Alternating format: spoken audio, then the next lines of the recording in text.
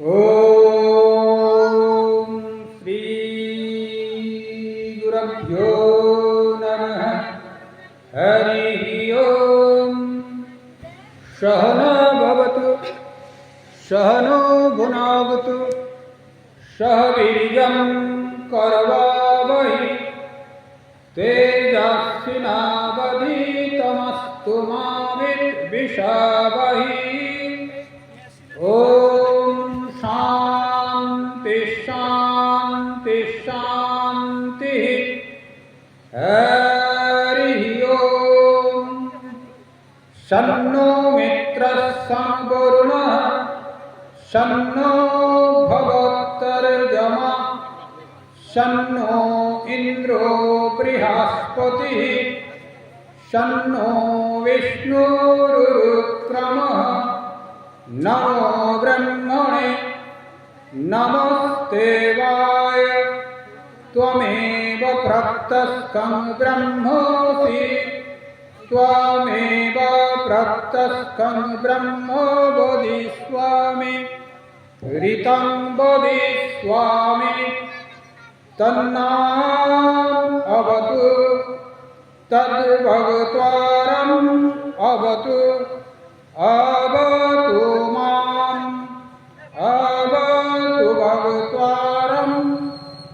ओम शांति शांति शांति।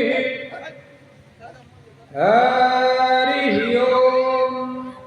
पूर्णमदः पूर्णमिदं पूर्णात् पूर्णमुदच्यते पूर्णस्य पूर्णमादाय पूर्णमेवावशिष्यते। ओम शांति शांति शांति। हरि ओम। असतो सद्गमय तमसो ज्योतिर्गमय मृत्युर्मा अमृतं गमय। ओम शांति शांति शांति। हरि ओम। उपस्थित ছোট নলদার গ্রামবাসী বৃন্দ, উপস্থিত ভক্তমণ্ডলী এবং মায়েরা, সনাতন ধর্মাবলম্বী মায়েরা, আপনাদের সকলকে আমার গৈরিক অভিনন্দন এবং আন্তরিক শুভেচ্ছা। আজকে লোকনাথ বাবার তিরোধাম দিবস উপলক্ষে একটি ধর্মীয় আলোচনার এরা ব্যবস্থা করেছে। তা আমি আসতে পেরে সুখ অনুভব করছি। আপনাদের সব কল্যাণ কামনা করি। এখন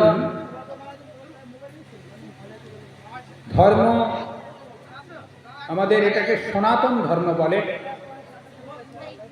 সনাতন ধর্মের বিষয়ে একটু আলোচনা করব, তারপর গীতা পাঠ করা হবে, গীতার বিষয়ে চলে যাওয়া হবে। সনাতন কথার অর্থ হচ্ছে যা আমাদের বরাবর আছে, বরাবর থাকবে। সৃষ্টি রহস্য কেউ জানে না, অর্থাৎ অপৌরুষেয়। পুরুষ দ্বারা সৃষ্টকে ধর্ম বলে পৌরুষেয়, আর অপৌরুষেয় হচ্ছে পুরুষ দ্বারা যা সৃষ্ট হয়নি। ধরুন একটা কুকুর কেউ খুঁড়েছে এখানে, ধরুন রায় পুকুর বা রায় দিঘি বলা হয়। রায়েরা জমিদার ছিল, তারা খুঁড়েছে। পাল পুকুর বা পাল দিঘি বলা হয়। পালেরা খুঁড়েছিল, তার নাম পাল দিঘি। কিন্তু সমুদ্র কে খুঁড়েছিল বলা যাবে না, সূর্য কে তৈরি করেছিল তা কেউ বলতে পারে না, চন্দ্র কে তৈরি করেছে, অর্থাৎ এই ঈশ্বরের ধারণা যখন থেকে শুরু হয়েছে বা জগৎ যখন থেকে সৃষ্টি হয়েছে, সনাতন ধর্ম তখন থেকেই আছে। তাহলে এই সনাতন ধর্মের থেকে এই যেসব ধর্মগুলো আমরা দেখতে পাই বাইরে, খ্রিস্টান, মুসলিম, জরথুস্ট, শিখ, পার্সি, বৌদ্ধ, নানা রকম ধর্ম দেখা যায়। এদের বৈচিত্র্যতা কি? হ্যাঁ, আমাদের সনাতন ধর্ম অতি প্রাচীন। সেখানে পঞ্চ উপাসনার কথা বলা আছে। একটি হচ্ছে সূর্য উপাসনা। সেই উপাসনার ভিতরে পার্সি একটি পারস্য দেশে পার্সি উপাসনা ছিল, সূর্য উপাসনা। তার আগে ইহুদি ছিল। ইহুদি ধর্ম থেকে খ্রিস্ট ধর্ম এসেছে। জিসাস ক্রাইস্ট জন্ম নেওয়ার পরে তিনি খ্রিস্ট ধর্ম করেছেন। খ্রিস্ট ধর্ম থেকে মুসলিম ধর্ম এসেছে। হযরত মুহাম্মদ খ্রিস্ট ধর্মে জন্মগ্রহণ করেছিলেন। পরে তিনি যে ধর্ম সৃষ্টি করেছেন সেটাকে মুসলিম ধর্ম বলা হয়। এই করে করে ধীরে ধীরে ধর্মগুলো সৃষ্টি হয়েছে। সেই জন্যে লেটেস্ট ধর্ম হচ্ছে মুসলিম ধর্ম, ১৫০০ বছর প্রায় হলো। আর সব থেকে প্রাচীন হচ্ছে সনাতন ধর্ম। সনাতন ধর্মতে দুইটি দিক ছিল, অসুর আর সুর। সুর অর্থাৎ দেবত্ব ভাবাপন্ন ব্যক্তি, আর অসুর ভাবাপন্ন ব্যক্তি। এই অসুর ভাবাপন্ন ব্যক্তিরাই যেন এই ভাইয়ের সঙ্গে মায়ের সঙ্গে ঝগড়া করে আলাদা আলাদা হয়ে গেছে, যেন আসরিক প্রবৃত্তি পরিচালনার জন্য। তাই এত দ্বন্দ্ব সনাতন ধর্মের সঙ্গে, যেন বৈরী ভাব সব। তা যাই হোক, এটাকে পৌরুষেয় কেন বলা হয় অন্যান্য ধর্মকে? পুরুষ দ্বারা সৃষ্ট বলে পৌরুষেয়। পুরুষ দ্বারা সৃষ্ট কেমন? ধরুন, গৌতম বুদ্ধ ধর্ম সৃষ্টি করেছে। শিখ ধর্ম কে সৃষ্টি করেছে? গুরু নানক। তাদের বই হচ্ছে গ্রন্থ সাহেব। বৌদ্ধদের বই হচ্ছে ত্রিপিটক। জৈনদের এইভাবে জৈন ধর্ম, ইহুদিদের ইহুদি, খ্রিস্টানদের বাইবেল সৃষ্টি হয়ে, জিসাস ক্রাইস্ট হয়ে, ওল্ড টেস্টামেন্ট, নিউ টেস্টামেন্ট হয়ে খ্রিস্ট ধর্ম। খ্রিস্ট ধর্ম থেকে কোরআন সৃষ্টি হয়ে মুসলমান ধর্ম। এইভাবেতে পরিবর্তিত হয়ে এগুলো সৃষ্টি হয়েছে। কারণ এই সৃষ্টির পিছনে কোনো পুরুষ আছে, অর্থাৎ কারুর মত স্থাপন হয়েছে। যাদের মত স্থাপন হয়েছে, যাকে অবলম্বন করে যে শাস্ত্র এবং সেই শাস্ত্রকে অবলম্বন করে ধর্ম, সেই পুরুষকে বাদ দিলে সেই শাস্ত্র বাদ পড়ে যাবে, সেই শাস্ত্রকে বাদ দিলে ধর্ম বাদ পড়ে যাবে। তাই তাকে পৌরুষেয় ধর্ম বলা হয়, পুরুষ দ্বারা সৃষ্ট হয়েছে। সনাতন ধর্ম কিন্তু পুরুষ দ্বারা সৃষ্ট নয়। কোনো এই সনাতন ধর্ম কে তৈরি করেছিল, তার কোনো কে তৈরি করেছিল কেউ বলতে পারবে না। তার মূল গ্রন্থ কি বলা যাবে? বেদ হচ্ছে সনাতন ধর্মের মূল গ্রন্থ। কিন্তু কে তৈরি করেছিল সনাতন ধর্ম এমনি কিছু পাওয়া যাবে না। সেই জন্যে সনাতন ধর্মকে অনাদি অনন্ত সনাতন বলা হয়। তাহলে আমাদের সনাতন ধর্ম সম্পর্কে একটু জানা হলো নিশ্চিত আপনাদের। এই সনাতন ধর্ম হচ্ছে পৌরুষেয় নয়, অপৌরুষেয়, আর অন্যান্য ধর্ম সব পৌরুষেয়। অন্যান্য ধর্মগুলো একটি আমাদের যেরকম স্বর্গরাজ্য বলা হয়, অন্যান্য ধর্মগুলো একটি জায়গায় যাওয়ার জন্য নির্দিষ্ট করা আছে এবং সংগঠনমূলক সারা বিশ্বকে একটা করতে চাইছে প্রত্যেক ধর্মই। আমার ধর্মই বড়, আমি সবকে গ্রাস করে ফেলব। কিন্তু সনাতন ধর্মের বৈশিষ্ট্য তা নয়। সনাতন ধর্মের বৈশিষ্ট্য হচ্ছে উদারতা, সহনশীলতা এবং উপলব্ধির বিষয়। অপরকে গ্রাস করা নয়, অপরকে ভালোবাসা এবং অপরের অন্তরাত্মার সঙ্গে আমাদের অন্তরাত্মার যোগ স্থাপন, এটি সনাতন ধর্মের মূল লক্ষ্য। তা সেই জন্যে গোষ্ঠীমূলক কোনো ধর্ম নয়। যারা অনন্তে চিন্তা করবেন, যারা আত্মা চিন্তা করবেন, যারা বৈদান্তিক ভাবনায় থাকবেন, তারা প্রত্যেকেই সনাতন। সেই জন্যে সনাতন শব্দ হচ্ছে বরাবর এটি আছে, ক্ষণভঙ্গুর নয়, থাকবে, অনন্তকাল ধরে থাকবে। সেই জন্য সনাতন ধর্ম মূল ধর্ম। সনাতন ধর্মতে জন্মগ্রহণ করে স্বামী বিবেকানন্দ বলেছিলেন, তোমরা হিন্দু ধর্মে জন্মগ্রহণ করেছ, গৌরব অর্জন করবে, তোমরা গর্ব অনুভব করবে।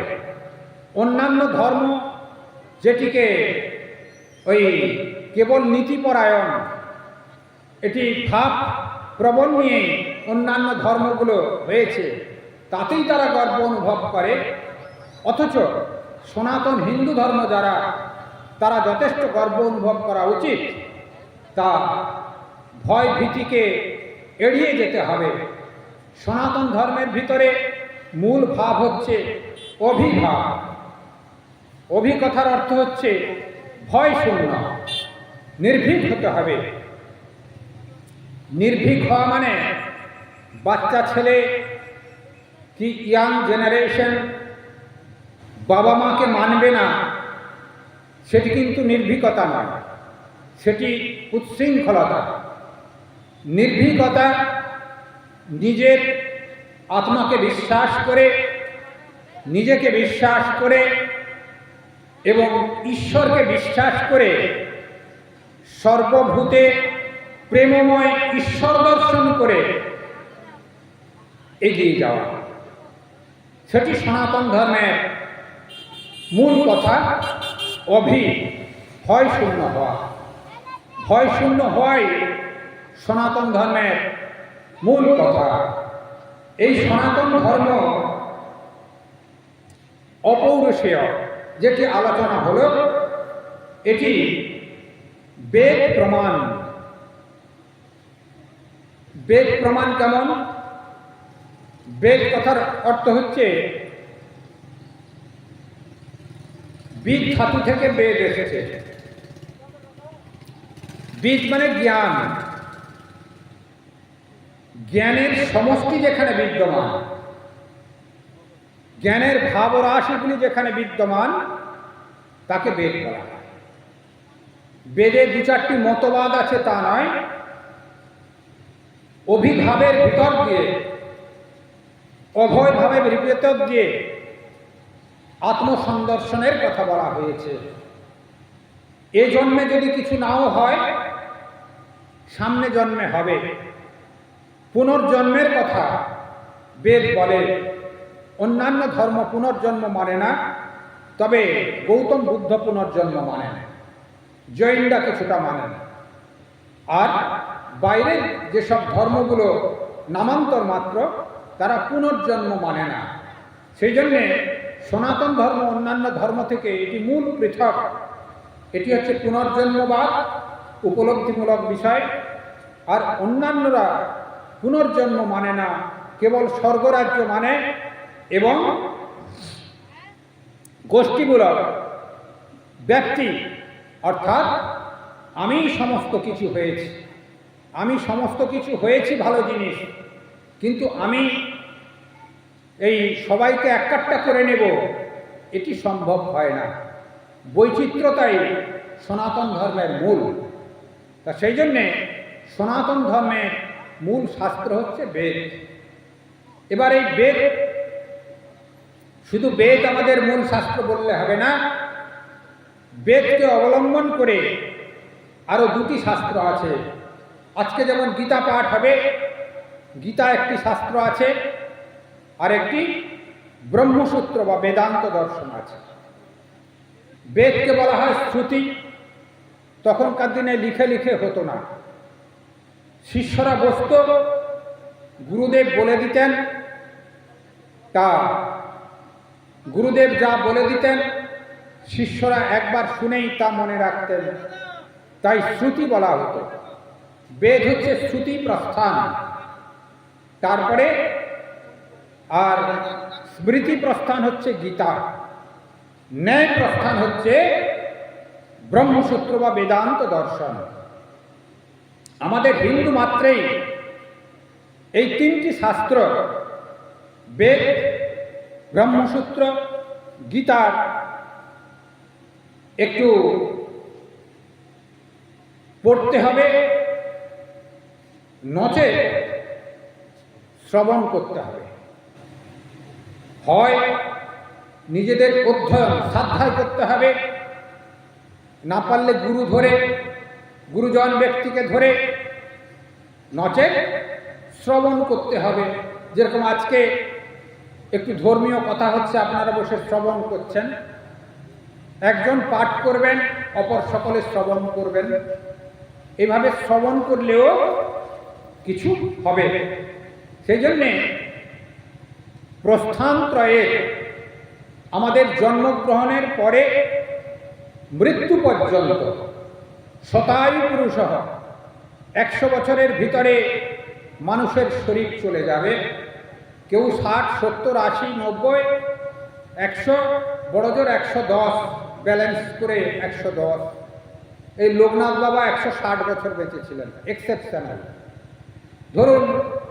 সেই জন্যে শতায়ু পুরুষ উপনিষদ বলছেন, 100 বছর পুরুষের আয়ু। 100 বছরের বেশি আর হচ্ছে না, তো তার ভিতরে আমাদের আয়ু শেষ। তা আয়ু যদি শেষ হয়ে যায়, মৃত্যু যখন আসন্ন, জন্মের পরের থেকে একদিন করে কমে যাচ্ছে আপনার জীবন ধারণ ক্ষমতা। শরীর যখন যাবে, তা আমাদের আমি কে, কোথা থেকে এসেছি, কোথায় যাব, আমার জগতে করণীয় কি, এগুলি মনে মনে জিজ্ঞাসার প্রশ্ন একান্ত প্রয়োজন। মানুষের যদি ভিতরে এই জিজ্ঞাসা না আসে, তাহলে ওই মনুষ্যত্ব, মুমুক্ষুত্ব মহাপুরুষ সংশ্রয় হবে না। মনুষ্যত্ব মানে অন্যান্য জীব থেকে মানুষ রূপে আসা, সেই ভাবনা তার ভিতরে চরিতার্থ হবে না। আর মনুষ্য জন্ম লাভ করলেই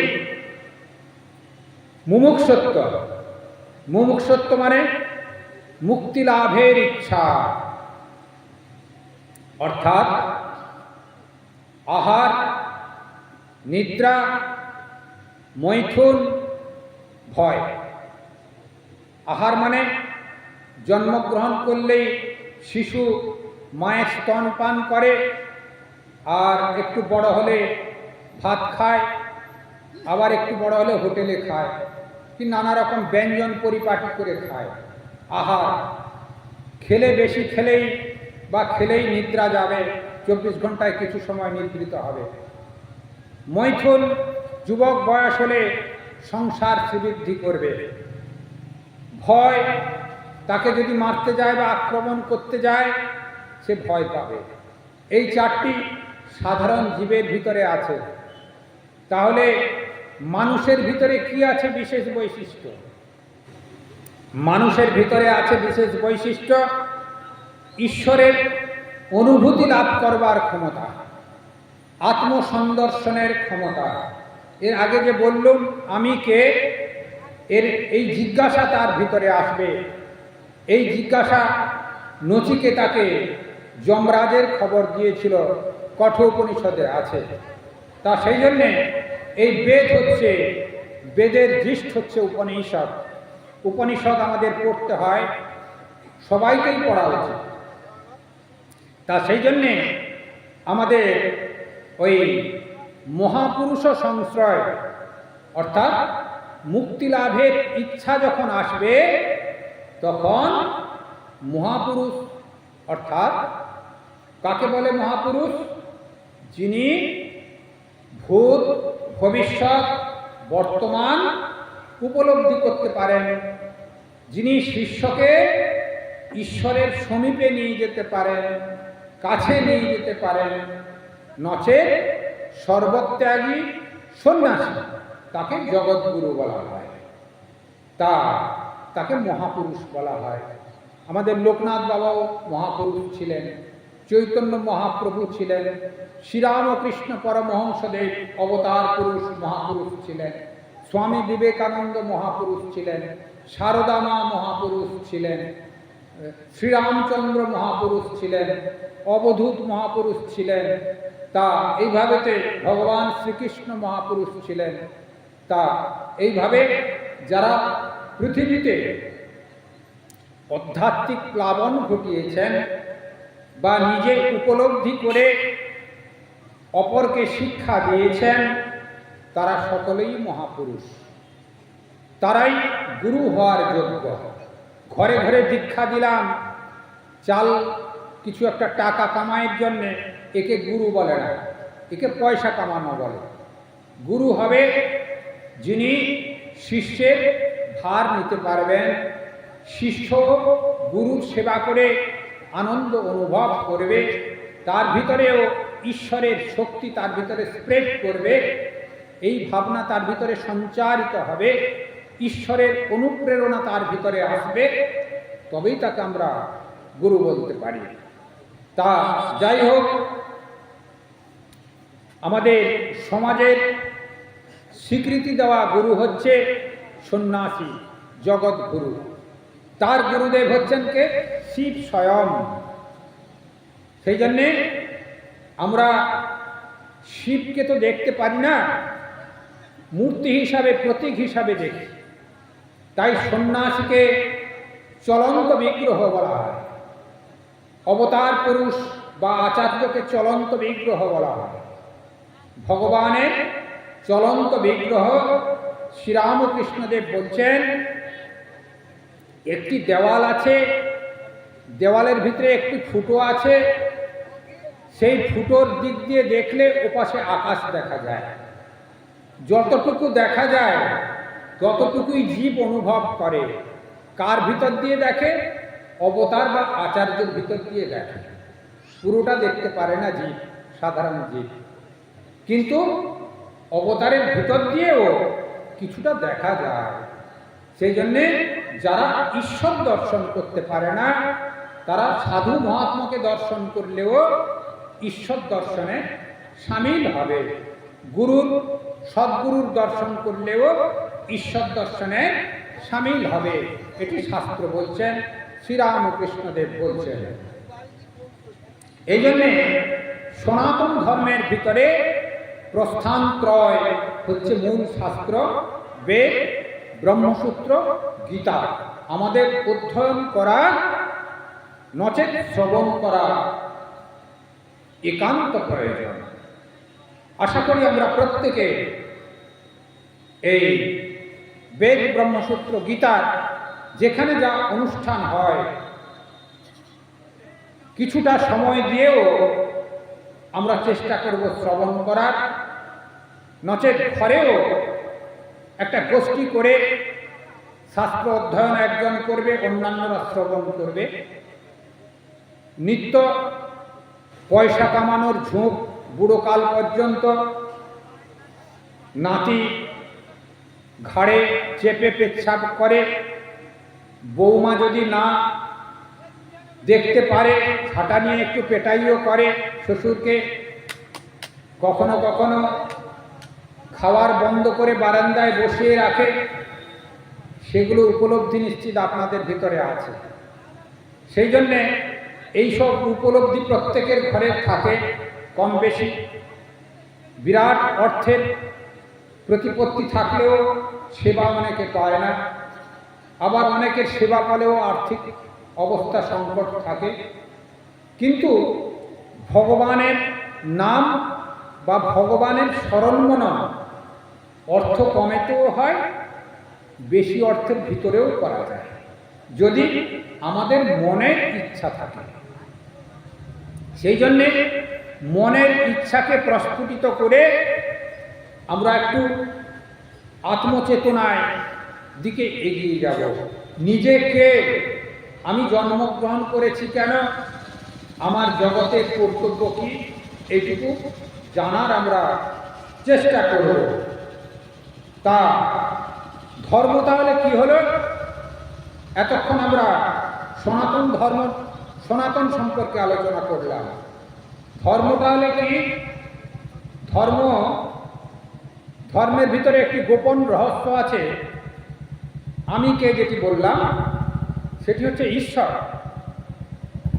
ঈশ্বর কি? সত্য স্বরূপ। সত্য স্বরূপ হচ্ছে ঈশ্বর। তা এই ঈশ্বরকে পাবার যে পথ তাকে আমরা ধর্ম বলি। কিরকম? ঈশ্বর হচ্ছেন সত্য স্বরূপ, আমার আত্মা হচ্ছেন ঈশ্বর। তিনি সাকার মূর্তিতে কোনো প্রতীক হিসাবে আছেন, সেটি ঈশ্বর। সেই ঈশ্বরকে লাভের যে পথ সেটি ধর্ম।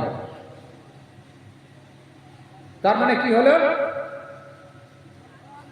ঈশ্বর লাভের পথকে ধর্ম বলছে, আচরণকে কিন্তু ধর্ম বলছে না।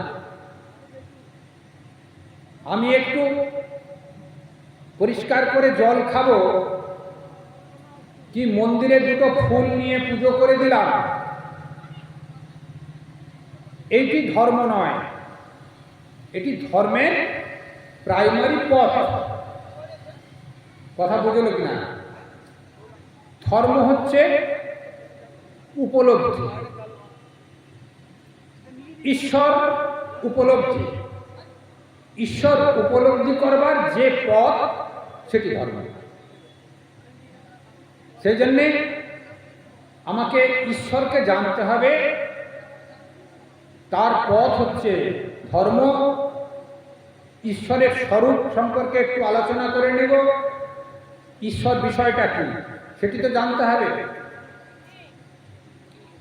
ঈশ্বর অবাং মনস গোচরম, বাক্য মনে অতীত। তাহলে আবার সেটি বাক্য মানে কথা বলার দ্বারা তাকে পাওয়া যায় না। এই যে আমি মাইক্রোফোনে বলছি, এর দ্বারা তাকে পাওয়া যাবে না।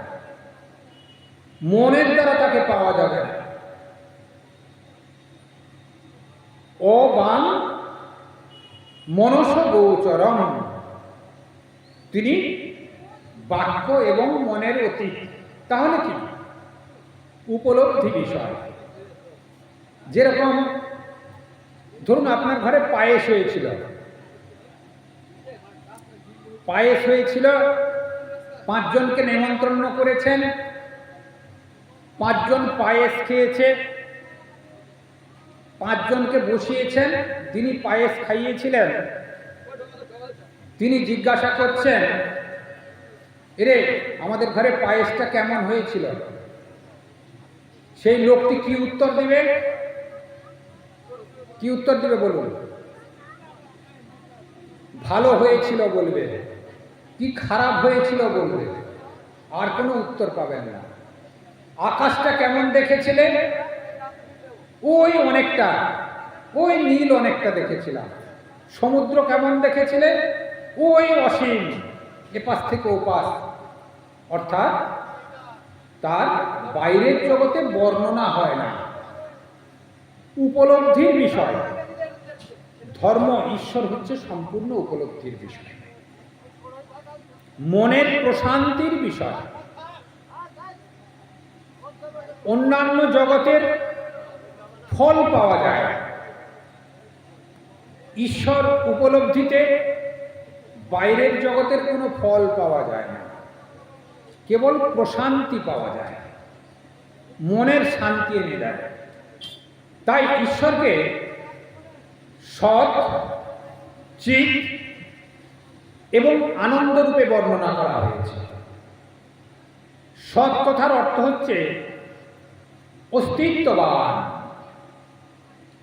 সৎ মানে অস্তিত্ববান, যা ছাড়া কোনো জীবের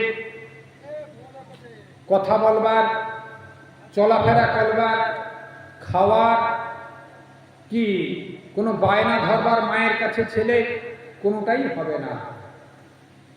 প্রাণবায়ু স্বরূপ, অস্তিত্ববান।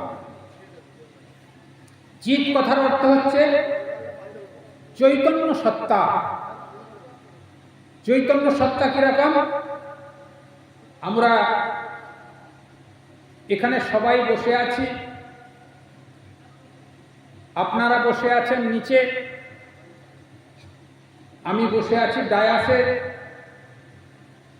সব কিন্তু আলাদা আলাদা। আমার নাম পুণ্যলোকানন্দ, আপনার নাম শ্যাম, ওর নাম রাম, কি ভরত, কি রতন, যাই হোক কিছু একটি নাম হবে, কি সুভাষিনী, প্রতিমা, একটা কিছু নাম হবে। অর্থাৎ যেই নাম দিয়ে তার মা ডাকবে সেই ছেলে বা সেই মেয়ে উপস্থিত হয়, অন্যজনে আসেন। অর্থাৎ নামের সঙ্গে একটি রূপের কল্পনা হয়ে যায় মনের ভিতরে। সেই জন্যে নাম আর রূপের বিকারগ্রস্ত ব্যক্তিরাই জীব। বুঝা গেল? নাম আর রূপের বিকার সংযুক্ত ব্যক্তিরাই জীব, তাকে আমরা বলবো জীবাত্মা। তাহলে জীব চৈতন্য। আর সবার ভিতরে যিনি আত্মারূপে বিদ্যমান, যেমন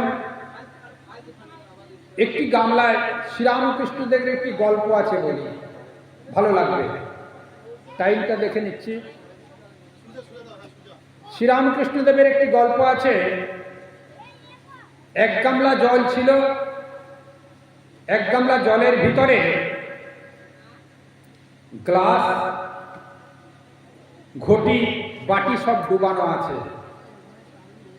তা অখণ্ড জলরাশি গামলার ভিতরে দেখা যাচ্ছে। অখণ্ড মানে খণ্ডিত নয়। কিছুক্ষণ পরে একজন এসে গ্লাসটাকে উপরে তুলল, বাটিটাকে উপরে তুলল, ঘটিটাকে উপরে তুলল। তখন গামলার জল থেকে ঘটির জল, বাটির জল, গ্লাসের জল আলাদা হবে কিনা? অর্থাৎ একই গামলার জল, ঘটির জল, গ্লাসের জল, বাটির জল আলাদা হয়ে গেল। আবার কিছুক্ষণ পরে যদি তাকে থাপ্পড় মেরে দেওয়া যায় বা আন্দোলিত করা যায়, ঘটি, গ্লাস, বাটি সব জলের ভিতরে ডুবে যাবে গামলার জলে। যেই ঘটি, বাটি, গ্লাসটা উপরে তোলা হয়েছিল তখন খণ্ডিত জলরাশি হয়েছিল, জীবাত্মা হয়েছিল, নাম রূপের জল হয়েছিল, ঘটির জল, বাটির জল, গ্লাসের জল।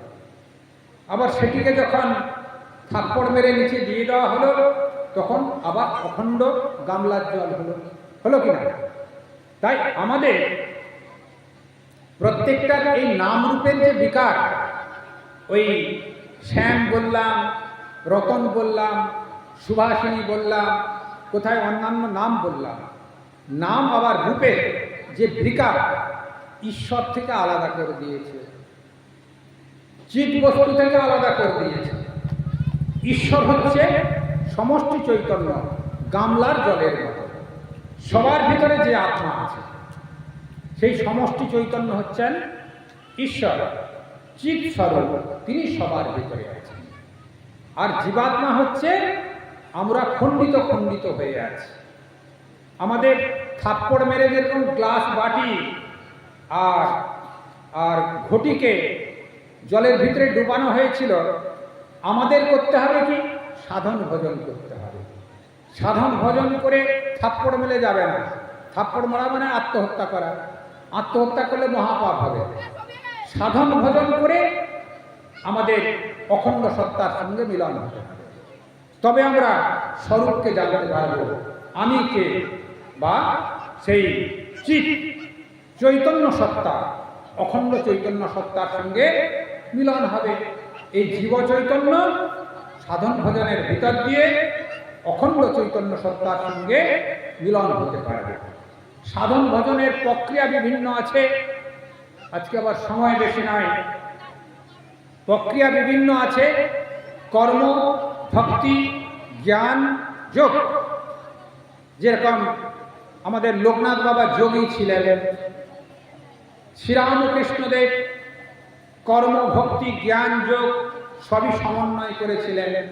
স্বামী বিবেকানন্দ সমন্বয় করেছিলেন। এইভাবে অবতার বা আচার্য পুরুষ যারা আছেন তারা কর্মভক্তি জ্ঞানকে সমন্বয় করেন। আর যারা সাধক তারা যে কোনো একটি প্রক্রিয়াকে অবলম্বন করে সাধনায় সিদ্ধি লাভ করেন। তা লোকনাথ বাবা তিনি যোগী ছিলেন, মহাপুরুষ ছিলেন। তা আমরা আর ঈশ্বর আরেকটি স্বরূপ কি? আনন্দ। সদ আর চিৎ হলো আনন্দ। আনন্দ কিরকম? সুখ দুঃখের অতীত অবস্থা হচ্ছে আনন্দ। আপনাদের কারুর হয়তো পেট খারাপ বেশি হয়, অথচ সিংড়া আর চপ খাবার ইচ্ছা বেশি জাগে। কারুর কারুর হয় নিশ্চিত, আসরে থাকলেও কারুর কারুর হয়, এক দুজনের তো নিশ্চিত হাত তুললে পাওয়া যাবে। যাই হোক, হাত তুললে দরকার নেই হাত তোলার। তা যার ইচ্ছা থাকে পেট খারাপ সত্ত্বেও সেই ইচ্ছার বহিঃপ্রকাশ হচ্ছে দোকানে গিয়ে চপ আর সিংড়া খাওয়া। চপ আর সিংড়া খাওয়ার পরে পেট খারাপ হলো, অর্থাৎ চপ আর সিংড়া খাওয়ার জন্য সুখ অনুভব হয়েছিল। চপ সিংড়া যদি খেতে মা পয়সা না দেয়, মায়ের উপরে রাগ, দুঃখ। চপ সিংড়া পেলে আনন্দ হলো, আনন্দ নয় সুখ অনুভব হলো। এই সুখ অনুভব হলো এই জগতে। আর চপ সিংড়া বেশি খেয়ে পেট খারাপ হলো মানে দুঃখ হলো, ডাক্তারের কাছে যেতে হবে। আর ডাক্তারের কাছে ঔষধ দেবে ঠিকই, পয়সা খরচা, তার থেকে নিজের কষ্টভোগ বেশি। সেই জন্যে দুঃখ এবং সুখ, সুখ এবং দুঃখ এই জগতের ভিতরে ওতপ্রোত জড়িত। সেই জন্য সুখ দুঃখের অতীত অবস্থা হচ্ছে আনন্দ, যা ঈশ্বরকে অনুভূতি করে, ঈশ্বরকে সাধন ভজন করে, শাস্ত্রকে অবলম্বন করে পাওয়া যায়। সেটি নিরবিচ্ছিন্ন তৈলধারাবৎ আনন্দ দেয়, তাকে আমরা আনন্দ বলবো। সেই জন্য ঈশ্বরের স্বরূপ হচ্ছে সৎ চিৎ আনন্দ স্বরূপ। তিনি নিরাকার এবং সাকার দুই অবস্থায় তিনি বিরাজ করতে পারেন। শ্রীরামকৃষ্ণদেব উদাহরণ দিয়েছেন জল, তরল। তিনি ভক্তি হিমেতে বরফে পরিণত হয়। অর্থাৎ জল ভক্তি হিমেতে বরফ হয়ে যায়, তেমনি এই নিরাকার ঈশ্বর ভক্তদের ভক্তির ভিতর দিয়ে তিনি সাকার মূর্তি ধারণ করেন। আবার অবতার আচার্য জন্মগ্রহণ করেও তাকে আমরা পুজো করি সাকার মূর্তিতে, অবয়বে পুজো করি, তাতে কোনো দোষ নাই। আর সেই সাকার মূর্তি জ্ঞান সূর্য উঠলে গলে জল হয়ে যায়। অর্থাৎ ওই বরফ সূর্য উঠলে বা গরম তাপ দিলে জল হয়ে যায়। আমাদের সাকার মূর্তি যারা জ্ঞানী আছে তারা নিরাকার দর্শন করেন। সেই জন্যে সাকার এবং নিরাকার দুই সত্য, সেটি শ্রীরামকৃষ্ণদেব এসে প্রুভ করেছেন। মা কালীকে তিনি নাড়ু খাইয়েছেন, হাততালি দিয়েছেন, মা নেচেছে, আবার শ্রীরামকৃষ্ণদেব নেচেছেন, মা নাড়ু খাইয়েছেন। যাই হোক, এরকম প্রত্যেক অবতার পুরুষ আচার্য রামপ্রসাদ এসছেন, অন্যান্য যারা এসছেন, তারা প্রত্যেকেই সাকার মূর্তিকে স্থান দিয়েছে। আমরাও এই সাকার মূর্তিকে অবলম্বন করে এগোতে পারি, তাতে কোনো দোষ নাই। সেই জন্য সনাতন ধর্মের ভিতরে দুটি রাস্তা, একটি হচ্ছে সাকার, একটি হচ্ছে নিরাকার। আর সনাতন ধর্মের ভিতরে দুটি অবস্থা, বাবা 40 হয়ে গেল, দুটি অবস্থা, একটি হচ্ছে প্রবৃত্তি মার্গ, একটি হচ্ছে নিবৃত্তি মার্গ। প্রবৃত্তি মার্গটা কি? যারা সংসারে আছেন তারা বিষয় বাসনা নিয়ে থাকেন, বিষয় বাসনার ভিতর দিয়েও তাকে স্মরণ করবেন। শ্রীরামকৃষ্ণদেব বলছেন, সংসার করেছ তাতে দোষ নাই, ঈশ্বরকে মান্যতা দিয়ে সমস্ত কাজের ভিতরে ভগবানকে ধরে, ভগবানকে অবলম্বন করে তোমরা এগিয়ে যাও। তাতে প্রত্যেক কাজের ভিতরেও তা ভগবানকে দর্শন করতে পারবে, বা প্রত্যেক কাজের ভিতরে ঈশ্বর আছেন, ভগবান আছেন, এটি তোমরা ভাবতে পারবে। সেই জন্য প্রবৃত্তি মার্গেতে সংসারও করবেন, ভগবানকেও সঙ্গে নিয়ে থাকবেন।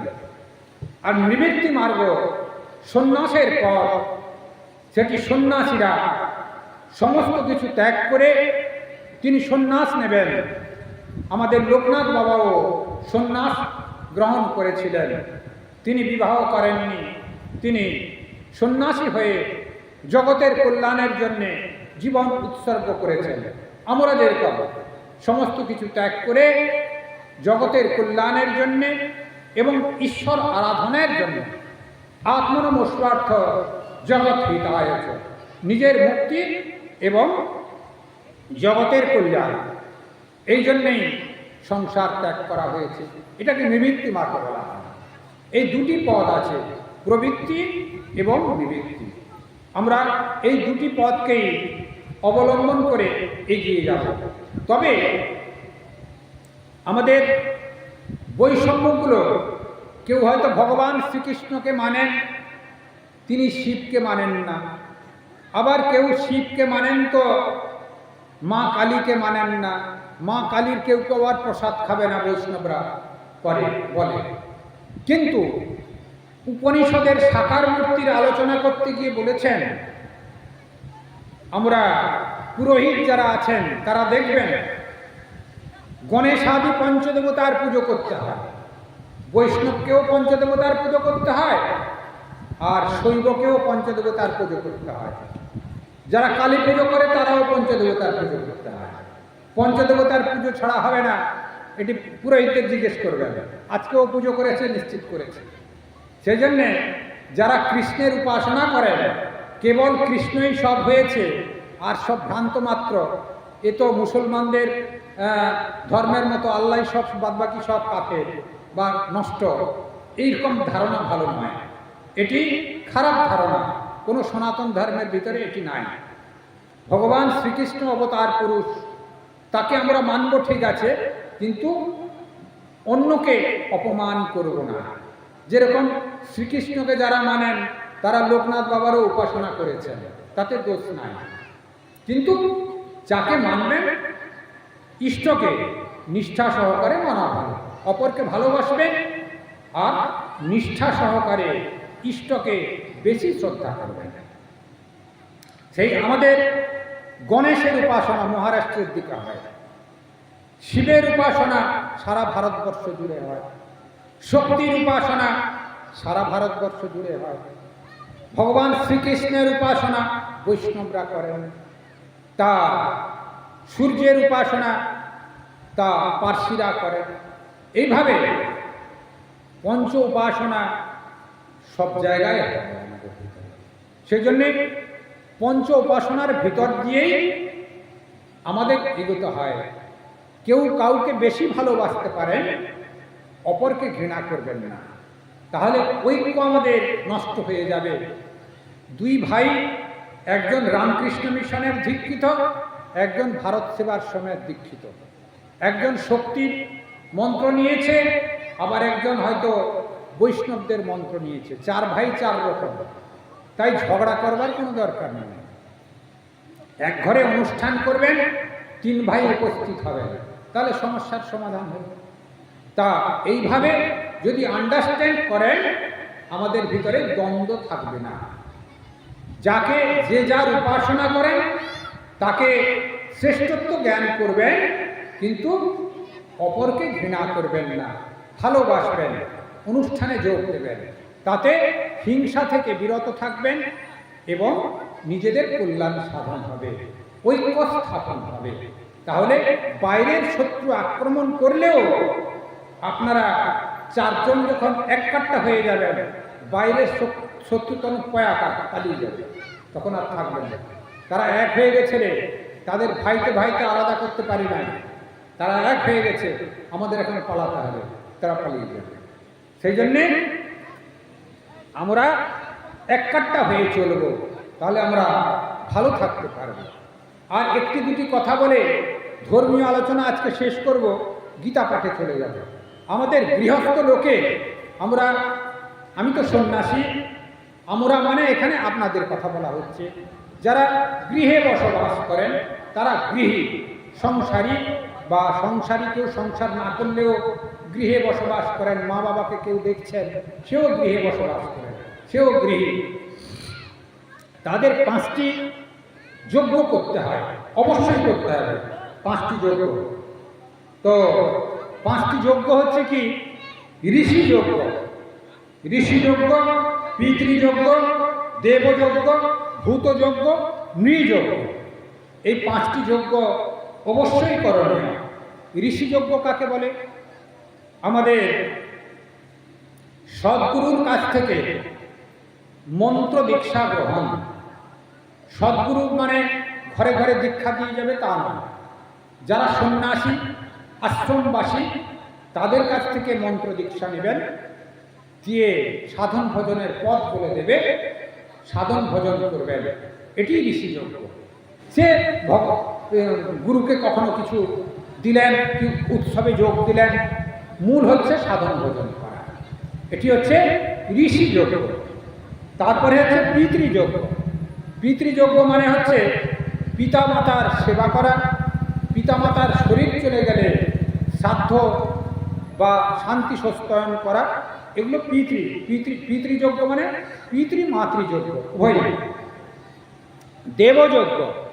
দেবযজ্ঞ মানে আমাদের সূক্ষ্ম শরীরে কতগুলি শুভ শক্তির পরিচয়ক আছে, সেই শুভ শক্তিকে আমাদের আশীর্বাদ নেবার জন্যে এই যে পুজো আর্চা হলো, এটা দেবযজ্ঞ। আজকে পুজো হলো, ধরুন দেবযজ্ঞের ভিতরে করে। হোমযজ্ঞ করা হচ্ছে, দেবযজ্ঞের ভিতরে করে। এগুলি সংকল্প করে পূজা অর্চা হোমযজ্ঞ করলে সেখান থেকে সূক্ষ্ম স্তরে একটু আশীর্বাদ হয়, যাতে আমরা বিপদ থেকে মুক্ত হতে পারি এবং কার্যে সিদ্ধি লাভ হতে পারি। তাই ওটাকে দেবযজ্ঞ বলা হচ্ছে, পূজা অর্চনা এবং হোমযজ্ঞ। ভূতযজ্ঞ, মানুষ বাদ দিয়ে অন্যান্য সব দিককে ভূত বলা হয়। ক্ষিতি, আপ, তেজ, মরুত, বৌম, পঞ্চভূত নিয়ে এই শরীর গঠিত হয়েছে। আমাদের মনুষ্য শরীর বাদ দিয়ে অন্যান্য সব শরীরকেই ভূত শরীর বলা হয়। সেই ভূতেদের খাবার দেওয়া, ভূতেদের খাবার দেওয়া মানে ওই আমাকে রাত্রিতে ভূত ধরে নিল, গুণী ওঝা এনে ছাড়াতে হবে, সেই ভূতের কথা নয়। এটি হচ্ছে পঞ্চভূত। মনুষ্য বাদ দিয়ে অন্যান্য জীব, কুকুর, ছাগল, ভেড়া, পাখি, গরু যা আছে, ওদের সবকেই ভূত বলা হয়। তাদের যোগ্য মানে তাদের সেবা করা। এটা কুকুর ঘরের পাশে ঘুরে বেড়াচ্ছে, আমি খাওয়ার নষ্ট করছি, সেই নষ্ট খাবারটা দুটো কুকুরকেও দিতে পারি।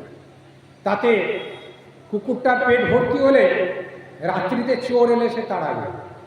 একটি কুকুরকে যদি খেতে দেয়, সে গ্রামে পাহারা দেয়।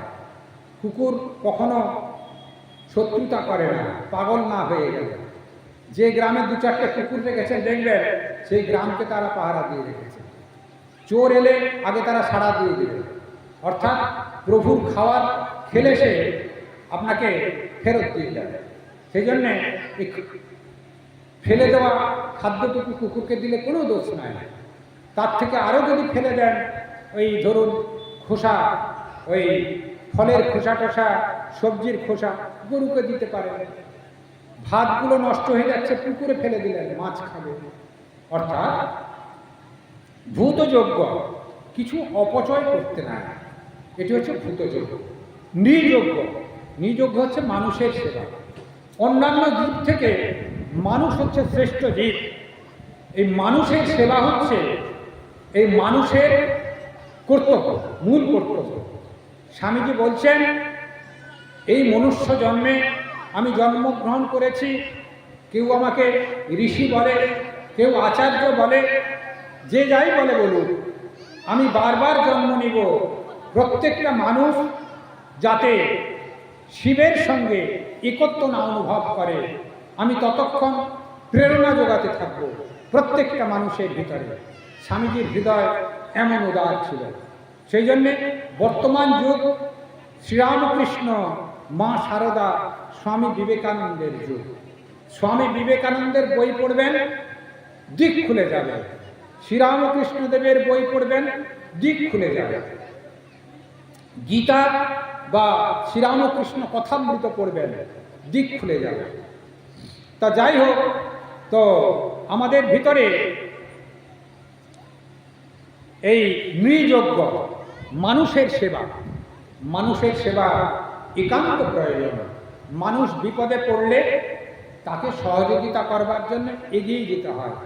জাতি, ধর্ম, বর্ণ নির্বিশেষে বিপদে পড়লে এগিয়ে যেতে হবে। তবে হ্যাঁ, আপনার উপরে বোমবাস্ট করতে আসছে, তা আপনি তাকে ফুল দিয়ে পুজো করবেন, সেটি হয় না। সেখানে প্রতিহত করতে হবে। প্রতিহত করার পরে যারা বেঁচে থাকবে তাদের বোঝাতে হবে, এটা তোমরা করে ঠিক করো নাই। তোমরা জন্মগ্রহণ করেছ, শাস্ত্র অধ্যয়ন করে শান্তিতে থাকো, আমরাও শান্তিতে থাকব। কিন্তু বিরোধিতা করলে, তার ঘাত করলে প্রতিঘাত দিতে হবে। কিন্তু ইচ্ছে করে প্রতিঘাত দেওয়ার দরকার নাই, ইচ্ছে করে কাউকে অনিষ্ট করবার দরকার নাই। কিন্তু আপনাকে আঘাত করলে আপনাকে প্রতিঘাত করতে হবে। এটা অশাস্ত্রীয় কিছু নয়। সেই জন্যে সবাইকে আমরা আপন করে নেব মানুষের সেবার ভেতর দিয়ে। এটি স্বামী বিবেকানন্দ বেশি বলে গেছেন, সাধারণ সাধকরা বলেননি। সাধারণ সাধকরা কেবল উপলব্ধির কথা বলেছেন, আর অবতার পুরুষ বা আচার্যরা জনসেবার কথা বলেছেন, মানুষের ভিতরে ভগবান দর্শনের কথা বলেছেন। আজকে ধর্মীয় আলোচনা এখানেই শেষ করছি। একটু লোকনাথ বাবার বিচার কথা হবে, তারপরে একটু গীতা পাঠে আমরা চলে যাব। তা সর্বে ভবন্তু সুখিনঃ, সর্বে সন্তু নিরাময়া, সর্বে ভদ্রাণি পশ্যন্তু, মা কশ্চিৎ দুঃখমান ভবেৎ। আপনাদের সকলের মঙ্গল হোক, কল্যাণ সাধন হোক, আপনারা ভালো থাকুন। জয় ঠাকুর, জয় মা, জয় স্বামীজি, জয় লোকনাথ বাবা কি জয়।